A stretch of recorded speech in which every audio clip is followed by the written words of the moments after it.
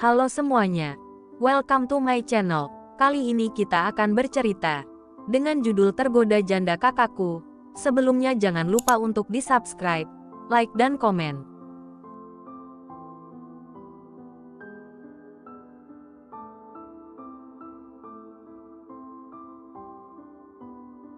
Episode 78, Lukisan Wanita. Kamar kalian terletak di sebelah kamarku di lantai atas. Jangan ragu-ragu untuk memberitahu aku jika kau atau Tias membutuhkan sesuatu. Meskipun aku mungkin jarang ada di rumah, tapi jangan khawatir. Apartemen ini memiliki sistem keamanan sendiri, ujar Denny dengan ramah. Denny sedang menjelaskan dengan rinci tugas yang akan dilakukan oleh Isabel di rumah itu. Sementara itu, Isabel memangku Tias yang asyik bermain dengan bonekanya. Tias sudah sangat dekat dengan Isabel sejak pertama kali mereka bertemu. Kehadiran dua gadis ini telah membuat hidup Denny menjadi lebih berwarna. Dengan wajah mereka yang polos dan menggemaskan, Denny merasa seperti seorang ayah yang sedang memberikan nasihat kepada putri-putrinya. Kamu sebaiknya istirahat dulu sambil mengenal rumah ini. Dan ingat, fokusmu sekarang adalah merawat Tias, bukan seluruh isi rumah ini. Setiap pagi, ada pembantu yang akan membersihkan seluruh sudut rumah ini, lanjut Denny. Isabel mengangguk sebagai tanda pengertiannya. Lalu ia berdiri dan mengambil kopernya. Tias, ayo kita ke atas. Bagaimana kalau kita hias kamar kita? Tanya Isabel. Tias dengan antusias menjawab. Asik, ayo, Kak, cepat kita ke atas. Denny mengambil kopernya sambil berkata, biarkan aku yang membawakan kopernya. Kamu pegang saja Tias. Dia biasanya lari jika naik atau turun tangga. Sebenarnya, aku lebih suka dia tidur di bawah.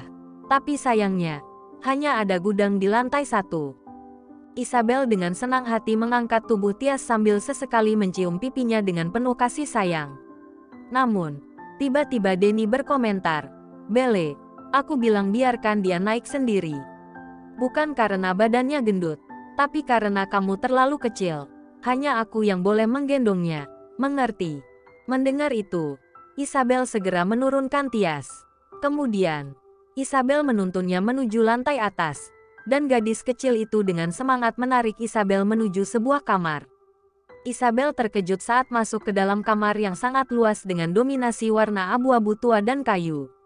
Dia menyadari bahwa pemilik rumah ini adalah seorang pria, dan setiap sudut rumah ini terlihat sangat maskulin. Matanya berbinar melihat ranjang besar yang terlihat sangat nyaman di depannya, sementara tubuhnya merasa lelah. Dua gadis dengan usia yang berbeda terlihat sangat senang berbaring di ranjang tersebut. Isabel bahkan bisa mencium aroma Denny di atas kasur ini. Tampaknya, kehadiran Denny sangat mendominasi seluruh isi rumah ini. Namun, ia terlonjak kaget ketika melihat bayangan seorang pria berdiri di pintu kamar. Sepertinya kamu sudah tak sabar untuk berbagi tempat tidur denganku, Nona, kata Denny dengan senyum penuh makna, sambil bersandar di pintu. Kak, seharusnya kamu mengetuk pintu jika ingin masuk ke kamar orang. Isabel hampir kaget, seru Isabel. Denny tersenyum lebar. Kamar orang.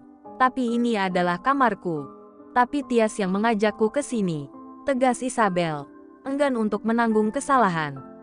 Dia memang sering tertidur di kamarku jika pembantu pulang. Dia tak suka tidur sendirian di kamar sebelah. Jelas Denny. Jadi, tanya Isabel, kamarmu ada di sebelah. Nona, tapi akan sangat menyenangkan jika kamu mau sekamar denganku. Goda Denny sambil tersenyum. Kak Denny, protes Isabel sambil berusaha merahasiakan rasa malunya. Lalu segera mengambil Tias dari kamar Denny. Antara malu dan marah, Isabel tahu bahwa gadis itu tidak akan berani marah padanya.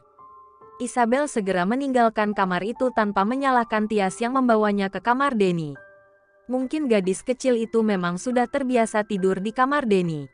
Itu sebabnya Isabel bisa merasakan aroma pria itu di atas ranjang tadi. Kamar itu juga terasa sangat maskulin, baik dari penataannya maupun warnanya. Kamar yang mereka masuki kali ini tidak sebesar kamar Denny. Kamar itu berwarna putih tulang dengan sentuhan elegan. Di atas kepala ranjang, ada lukisan seorang wanita cantik yang cukup besar. Mata hazelnut dan senyum wanita dalam lukisan itu sangat mirip dengan Denny. Wanita itu terlihat anggun dengan gaun putih panjang, dan ia memegang tangkai bunga lili putih. Isabel berpikir bahwa wanita dalam lukisan itu mungkin adalah kekasih Denny. Denny nampak sangat mencintai wanita dalam lukisan itu. Selain cantik, senyum wanita itu juga terlihat menenangkan.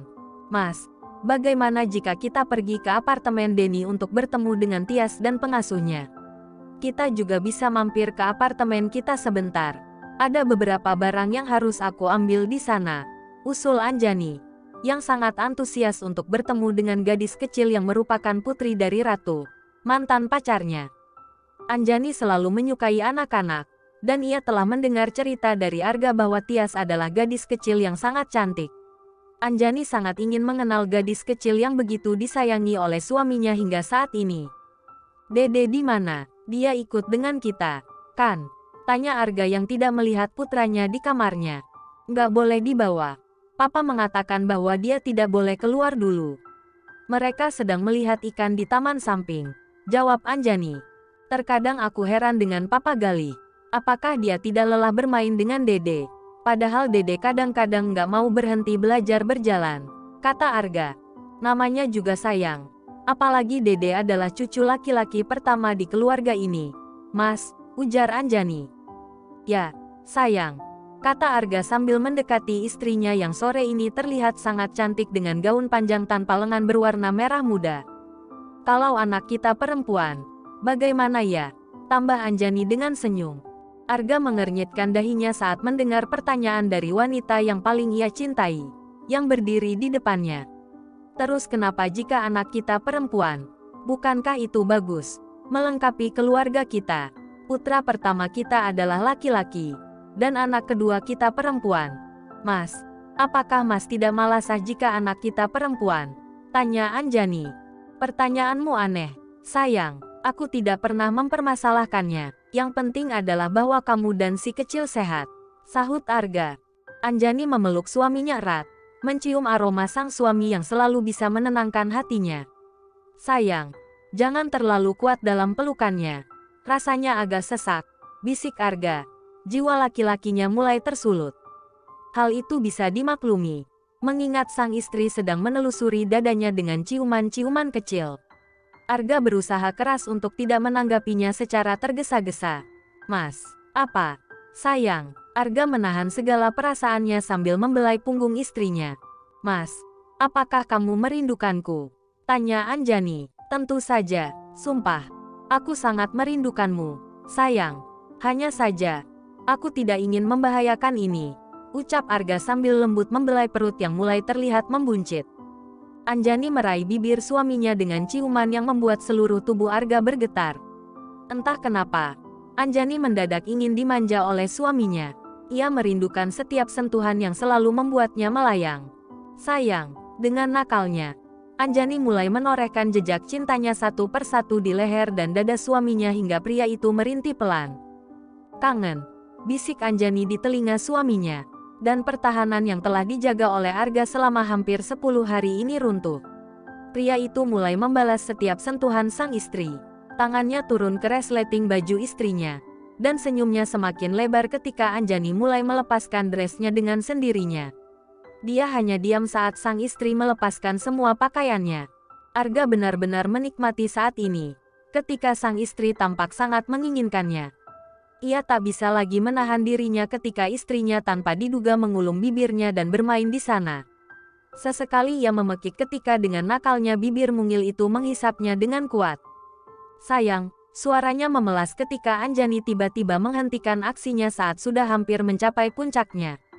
Namun, nampaknya permainan mereka berlanjut dengan cara yang akan membuatnya semakin tak berdaya. Sang istri naik ke sofa dan duduk di atasnya, menempatkan bagian bawah yang sudah tegak menjulang itu tepat di atas dirinya. Dan, "Arregegehah, kau nakal, sayang." Arga memejamkan matanya, merasakan semua sensasi luar biasa ini. Sang istri bergerak perlahan-lahan di atasnya, terlalu pelan hingga dua tangannya meraih pinggang ramping itu untuk membantu menaik turunkan tubuh sang istri yang mulai tampak berisi. "Mas, Yuj, sama-sama, sayang." Akhirnya, mereka mencapai puncak bersama, meskipun permainan kali ini dimainkan dengan tempo yang lambat. Meski begitu, keduanya tampak sangat puas. Anjani masih memeluk tubuh sang suami tanpa melepaskan penyatuan di bawah sana. Terima kasih, Mas sayang sama kamu. Kamu mau istirahat atau Mas gendong ke kamar mandi? Kata Arga. Lagi, aku mau lagi. Ucap Anjani dengan manja. Tapi, aku masih kangen sama Mas. Kita lakukan pelan-pelan sekali lagi ya, pinta Anjani. Arga tak bisa menolak karena sebenarnya ia pun tak akan pernah puas jika hanya sekali. Permainan dengan tempo lambat ini memberikan sensasi tersendiri baginya. Sementara itu, Denny sedang menggerutu karena teleponnya belum diangkat oleh Arga. Dari tadi, Tias sudah menanyakan kedatangan Denny yang seharusnya sudah dijanjikan kemarin kepada gadis kecil itu. Kak Denny mau Isabel bikinin kopi? Tanya gadis cantik yang bernama Isabel. Denny meletakkan ponselnya dan menoleh ke arah suara merdu itu. Pandangannya terpaku ketika melihat bidadari di depannya. Dengan mengenakan dress rumahan panjang berwarna putih dengan rambut yang tergerai setengah basah. Dia seperti kembali melihat seseorang dari masa lalu yang sangat ia rindukan. Kak, mau dibikinin kopi? Isabel mendekat karena mengira Denny tidak mendengar kata-katanya. Kau, petik 2.